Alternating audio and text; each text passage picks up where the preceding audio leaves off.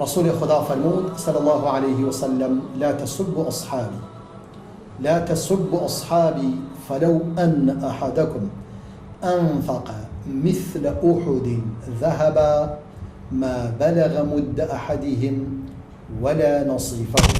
به یاران من بدگویی نکنید، بددهنی و ناسزا نگویید به یاران من. همانا اگر یکی از شما به اندازه کوه احد طلا را در راه خدا انفاق کند،